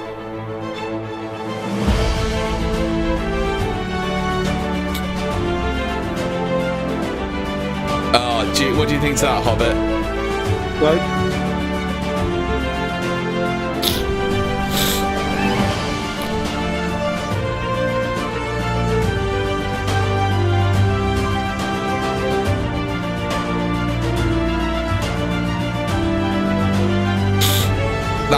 That kid is going to be fucked up when he's older. You know, I like the superior music in it. Yeah, yeah. Owl Man, it's just Owl Man. Hey, I think they're doing a sequel to Harry and the Hendersons. Have a look at the headline I just put in the doodling pad. Captured Sasquatch turns heads in car. Well, he certainly turned heads, didn't he? 180 degrees, as it were. Oh, Jesus. When it comes to finding evidence of Bigfoot, the Holy Grail, will nobody actually be an actual live specimen, saying so indisputable, it put the entire debate over existence to bed for good. Heads were certainly taken recently in Colorado, therefore, when are these giants, or are these like the remains of giants? Like, you know, like, these giants, they hid from the Native Americans and they bred amongst themselves, and so Bigfoot is just like the inbred cousins of these Canaanites. I mean, you know how people say they got like psychic powers and they can like make people do things. Oh, Jim Cook said it'd be a great trick to pull in the barber when they ask you if you want to see the back. Oh, no. Oh, no. Oh, yeah, if you want your hairdresser to be sick on you. It's just not nice, is it? Yeah. Oh, Guess it was Psychic that had on TV that got Psychic Sally, wasn't it? Oh, yeah. Guys, set your sights on digital. If you go back and listen to our Mediums episode, which was episode 3, I think, we were talking about because I saw a documentary about psychics, and apparently what's her name? Doris Stokes. What Doris Stokes used to do, because she was so famous, she used to get posts from all over the country. So what they used to do was they used to keep the post and file it. So then they knew what these people wanted to speak about. So then she'd, love, I'm getting Brian, and he died in a car accident. All this bollocks, and she was just fucking making it up, the bitch. I've always thought, like, it's amazing how much surface detail you give people without even noticing. Yeah. Well, they the really bad ones kind of push people along, don't they? It's quite obvious. Yeah. So set your sights on disappointment. It contains a animatronic 7 foot tall creation. Well, I want to talk about this one, the Sasquatch. sharks. Megalodons may have grown up to 20 metres long. What's that in feet and inches? Wait a minute, I'll tell you. Yeah, you've got the calculator, Hobbit. Yeah, I'm going to tell you right now. So that's 2,000 centimeters, 65 foot, 7 inches. Holy fuck! Because what's a great white? They're 30 meters up. Yeah. Well, it's like, have you ever looked at the size of Titanoboa, like the largest extinct snake in the world? No. It's scary, man. Titanoboa. Oh, great white scale. Huge Noah's Ark replica deemed unseaworthy. Yeah, I saw. Oh, but guess what? Right, so it's built by a Dutch millionaire. Oh, was it? The Dutch are scum. Dutch are scum, and they're fucking useless, aren't they? Titanoboa is an extinct genus of very large snakes that lived in what is now La Guajira in northeastern Colombia. They could grow up to 12.8 meters long and reach a weight of 1,135 kilos. You know that weird. According to the Maritime Coast Guard Agency, the huge wooden vessel is unsafe, and as such has been detained in its current dock in Ipswich, England. You can go and see that. You can go and see that, Nordic. It's only down in Ipswich. So why is I like getting like public Dutch rubbish being put on our shores? Well, you know, we're the dirty old man of Europe, aren't they? Because everyone just fucking puts their shit here. You know, I just realised this unexplained mysteries about the weird audio illusion. Is this just like the colonials and inability to understand English accents? Yeah. Oh, Hobbit. Now even NASA has started to investigate UFOs. Oh, wow, they're going to sort this one out, aren't they, NASA? So NASA are going to investigate UFOs in the same way Smithsonian investigates giants. Yeah, exactly. Are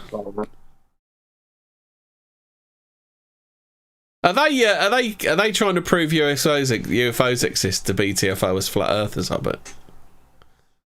Well, like, no, because you can still have an unidentified flying object in the dome. But they're going to say, look, they come from outer space. See, outer space isn't gay and doesn't exist. Yeah. Oh, do you want to see this weird object spotted in underwater surfer video? Hey, could you imagine bumping into a 40-foot snake? Oh, God. I'd void all of my bowels instantly. Just die.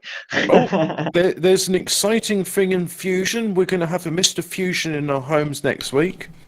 A recent breakthrough in fusion power, heat dissipation. Oh, can we squeeze a bottle into a hole that's too small in the top of it? Does that mean I'll be able to have a Mr. Handy off of Fallout 4? Well, I was thinking like a Mr. Fusion in Back to the Future. Yeah, it's Mr. Fusion from Back to the Future. Often seen as the holy grail of power generation, nuclear fusion is the same process that produces energy in the sun and works by blah blah blah. Hey, I've just realised at the end of that, Doc Brown chucks a half drunk bottle of beer. Does that mean he drinks and drives? Well, he's rummaging through the bins and putting things in. Why is he pouring out the contents when he just puts the aluminium can in afterwards? Why don't you just put everything in? Yeah. He drinks and drives at 88 miles per hour. That's it. So, all right, he drinks 14 beers at 88 miles an hour. Halfway through the article, we get to the bit where it says new things. Now, the new experiment at the MAST Mega Amp Spherical Tokamak Upgrade Nuclear Fusion Experiment in Oxfordshire has provided a spark of hope for a solution to this problem. To dissipate the heat, scientists use a special exhaust system known as... What are you reading, Hobbit? You're just fucking going off on your own. I'm supposed to be showing this to the audience. Ah, right, okay. Well, there's not much to show. What have you found? So I'll put it in the doodling pad here. So this is the fusion stuff. So the Super X Divertor, that's the name for their heat dissipator.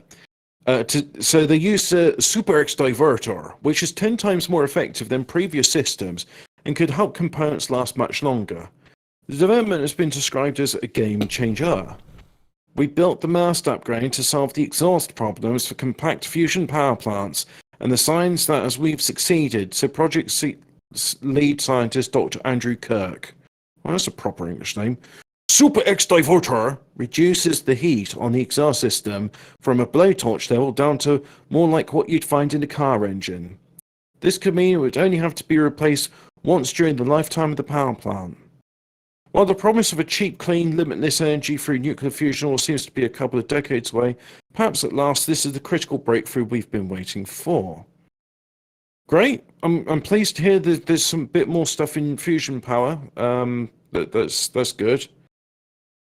Right, so we've made it, boys. We've made it to 2 hours. Oh no, we've got 3 minutes left. Well, it says 21:01 on my watch. No, wait, and we've been live for 1 hour 57. Oh, okay. Humans can learn echolocation in 10 weeks. I already knew this because I listened to a podcast from a guy who's actually blind and used echolocation to get around. He rode a fucking bike and everything. The mad bastard. And literally all he does is that, and that's how he echolocates. Okay. Like I say, you could climb trees, ride a bike, all that kind of shit. I can find my way in the dark if I'm like going to the fridge or something because I can hear the hum of it. Yeah. And I know where things are during the day. Yeah. So I've always been kind of anti-lights at night. I like to use my night sight whenever I can. Yeah, I like to use my vision as much as possible. Yeah, he is. He literally. I think the episode's called like Batman. It's like it's an NPR podcast. I'll have to find out what it's called. But that was a really good podcast. That was. When you live in the countryside, you have to fucking be good with the old night vision, or you get hit by something. Yeah. A wild deer appeared. Oh, so they've actually done an experiment on this echolocation. For a recent experiment, 12 people who've been diagnosed as legally blind during childhood, as well as 14 able-sighted people. Able-sighted? What? Why? You mean? Why use able-sighted? Why on earth mean would you use that? normal people? Yes. Or people who People are who blind. can see. Not blind. Yeah. Not blind is like, but able-sighted. Who would fucking use that as a phrase? Is it just me, or is there like newspeak coming out every single week? I don't. You're able. I'm able-sighted of it. How about you? Who comes Are you up with all able-sighted? these newspeak terms? They must be working like full time. There must be a committee of them. I think they're just retarded. They make them up themselves. I don't think anyone's doing it for them. Volunteered to learn how to use echolocation to help navigate mazes.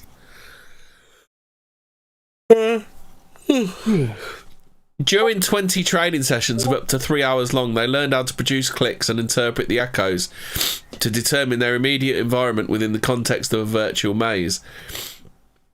Different features of the mazes, such as junctions, corners, and straight corridors, produced a different echo, thus making it possible to interpret what was there without being able to see anything.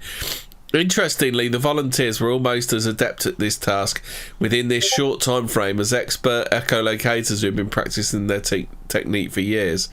The findings suggest that echolocation could be an important skill for people who are blind.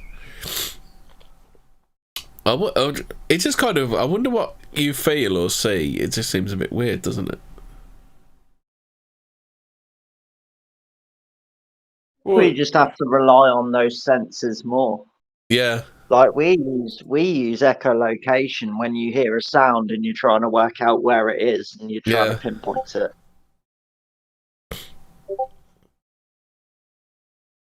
Like a sniper's bullet, when a sniper shoots his rifle and you're just like trying to work out where the gunshot came from. Keeps DMing you during a show. Why won't they stop? It's just generally thingy. I forgot to put it in streamer mode. I'm just gonna leave it on now to annoy you a bit.